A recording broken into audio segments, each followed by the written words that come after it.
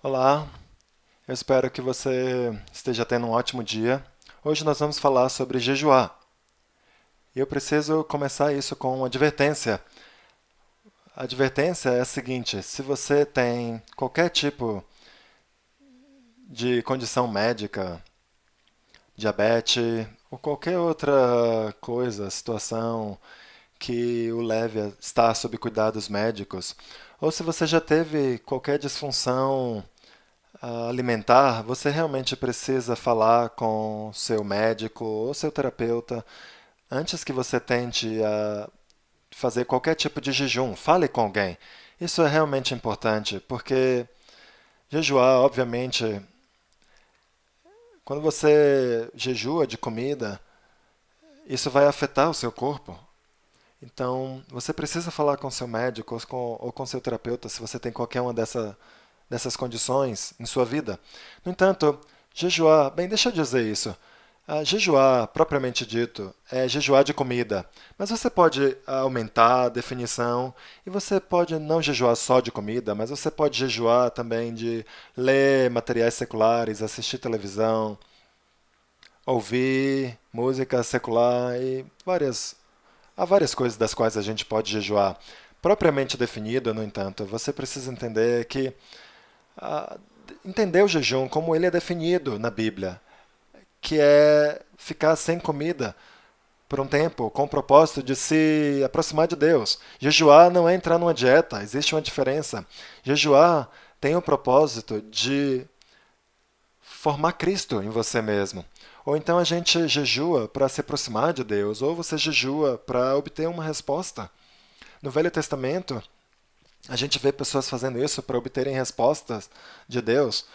A, a maneira como Jesus jejuou foi um pouco diferente do que vemos no Velho Testamento. Ele não jejuou para obter respostas em sua vida, mas para se aproximar de Deus, para ter um relacionamento mais próximo, para crescer espiritualmente. Então, jejuar é algo que Jesus fala no Sermão da Montanha, dizendo: quando vocês jejuarem, ele certamente esperava que seus discípulos iriam jejuar. Ele falou do jejum como se o jejum fosse algo participante, algo que fazia parte da vida dos discípulos judeus no primeiro século. Um autor diz o seguinte: eu me pergunto se a gente já jejuou algum dia. Eu me pergunto se a gente já se perguntou se a gente deveria considerar a questão do jejum. Todo esse assunto parece ter sumido diante de nós e do pensamento cristão. Puxa, essa frase daqui é forte, que talvez o jejum tenha sumido do pensamento cristão. E para muitas pessoas, de fato, tem sumido. Não é algo que as pessoas praticam frequentemente. Provavelmente, de todas as disciplinas espirituais, essa é provavelmente a menos usada, a menos comum das disciplinas espirituais. Um outro autor que escreveu um livro muito bom sobre o jejum diz o seguinte: é um princípio fundamental da vida cristã. Ele torna os fiéis capazes a viverem de acordo com a vontade de Deus em todas as circunstâncias. Ao jejuar, a palavra de Deus se torna mais claramente compreensível e a gente perde menos visão dela. Assim como respirar é a função fundamental da vida física, porque permite que as outras funções mantenham o corpo vivo. Então, jejuar e oração são as funções fundamentais da vida espiritual. Outro autor diz que jejuar é algo que a gente precisa abraçar e deveria ser o coração comum da nossa vida espiritual. Bem, se você é novo nesse assunto do jejum e você não tem nenhuma condição médica ou nenhuma história de nenhuma disfunção alimentar, então eu encorajo você a jejuar. Vai desafiar você. Jejuar é uma das coisas mais desafiantes que podemos fazer como discípulos de Jesus. Quando a gente jejua de forma correta, a gente sofre. A gente não gosta de sofrer. Especialmente aqui no mundo ocidental, a gente não está acostumado a sofrer. Quando está frio, a gente coloca um aquecedor. Quando está quente, a gente liga um ar-condicionado. É a maneira como a gente opera aqui no mundo ocidental. Então, escolher sofrer é um conceito muito difícil para nós abraçarmos, mas é o que jejum é. Quando você jejua corretamente, existe sofrimento que vai junto com o jejum. Se você não começou ainda a jejuar, eu quero encorajar você a começar de forma pequena e aí trabalhando para crescer. Um outro autor diz o seguinte: uma pessoa acostumada a sofrer como uma prática sistemática vai ter um entendimento dos seus recursos diante de Deus. Por quê? Porque o jejum nos ensina a depender de Deus. E no meus jejuns, no passado, uma das coisas que eu aprendi é que eu não mudo, eu não jejuo para mudar minha vida apenas, eu não jejuo para corrigir algo na minha vida, eu jejuo para aprender a ser dependente de Deus, para que Deus possa me mudar. E existe uma grande diferença. Uma vez eu jejuei por 21 dias e eu bebi só água. E eu fiz isso porque eu queria ver algumas coisas na minha vida mudarem, que precisavam mudar. Mas eu não estava focalizado em mudar, eu estava focalizado em Deus. E Deus me ajudou a mudar. E Ele de fato me ajudou.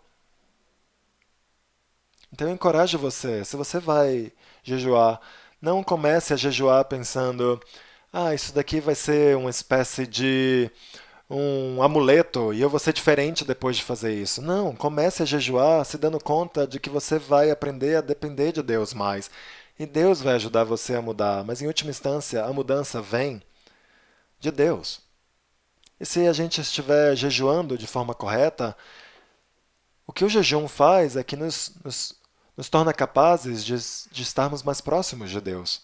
Como eu mencionei mais cedo, jejum era parte da história do Velho Testamento e também foi parte do judaísmo no primeiro século. E foi algo que a gente vê sendo praticado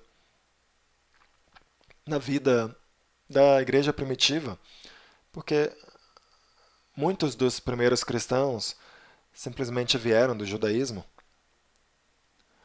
Dietrich Bonhoeffer, em seu livro incrível, O Custo do Discipulado, fala que Jesus ele espera que os discípulos vão observar o costume do jejum. Ter autocontrole é uma característica essencial da vida cristã. Esses costumes de autocontrole têm um propósito: tornar os discípulos mais prontos e mais alegres para cumprir os propósitos que Deus tem para suas vidas. Ele também diz que a igreja primitiva, ela abraçou o jejum porque isso fez parte da vida de Jesus e dos discípulos.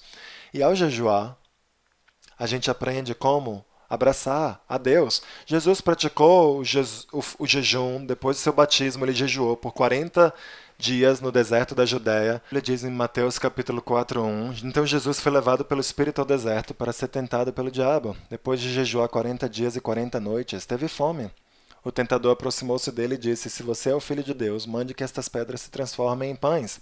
Então a gente vê Jesus sendo levado ao deserto, a gente vê ele jejuando, a fome que ele teve do jejum. Então Jesus, ele praticou o jejum pelo menos nesse momento aqui.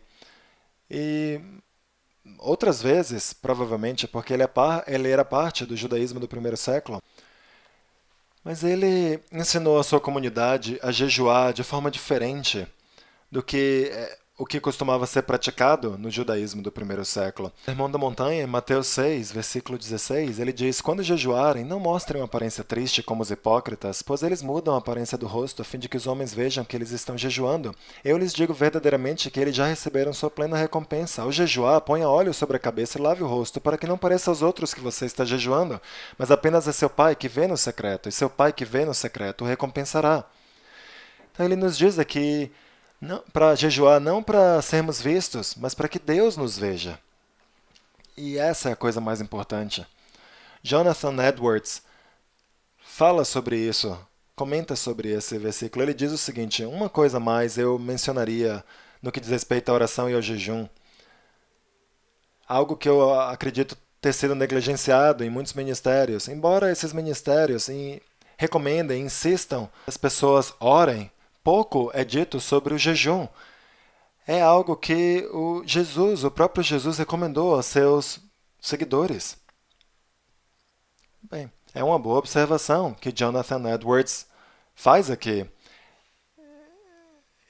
Nós falamos frequentemente sobre orarmos em segredo, mas quão frequentemente a gente ouve pregações onde as pessoas estão nos chamando a jejuar em segredo, enquanto os dois estão aqui, um ao lado do outro.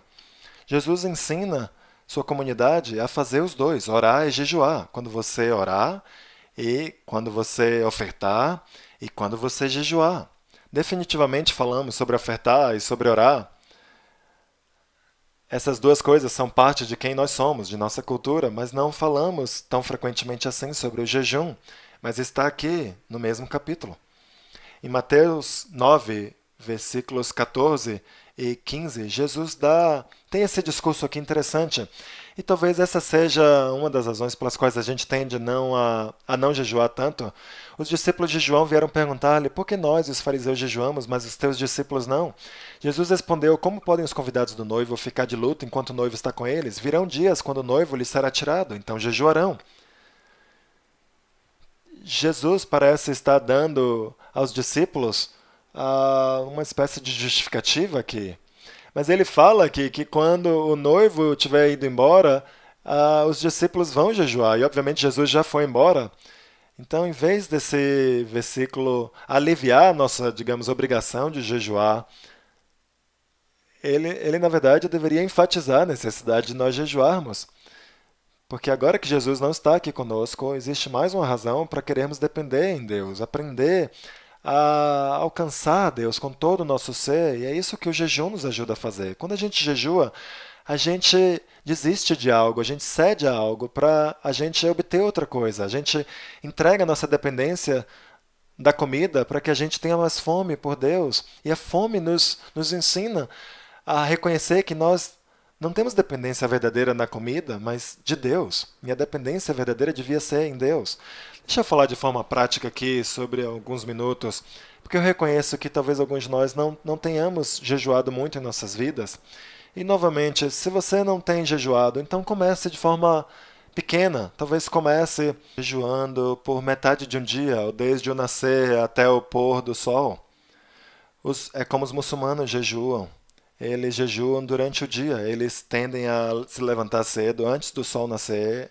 Eles têm café da manhã. E aí, antes que o sol nasça, antes que o sol se ponha, depois que o sol se ponha, eles têm o jantar. Ou você pode estender seu jejum por 1 ou 2 dias. Você pode começar jejuando de comida sólida, mas beber sucos, por exemplo. Ou você talvez possa ter um jejum só de água. Isso é mais desafiante.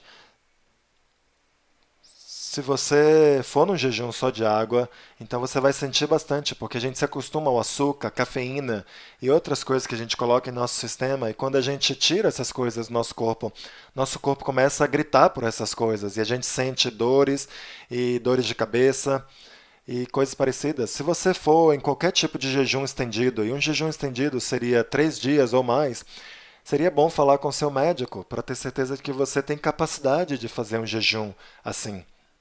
Definitivamente, se você quiser ter um jejum de mais de 10 dias, você deveria falar com seu médico, porque uma vez que você passe da fome e você realmente se acostume ao, ao jejum,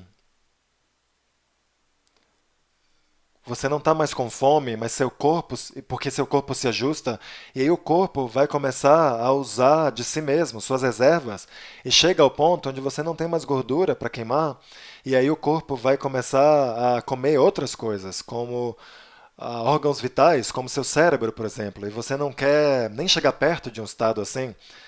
Então, isso é só uma advertência de cuidado para todos vocês. Se você for num jejum muito demorado. Então, por favor, fale com o médico. E qualquer condição médica que você tenha em sua vida, fale com um médico. Eu sei que a gente lê Mateus, e à medida em que a gente olha aqui nos evangelhos e que você continua estudando os evangelhos, que você preste atenção no que Jesus tem a dizer sobre o jejum. E que o jejum, eu espero, isso se torne uma disciplina espiritual na sua vida, que vai ajudar você a aprender como depender mais de Deus,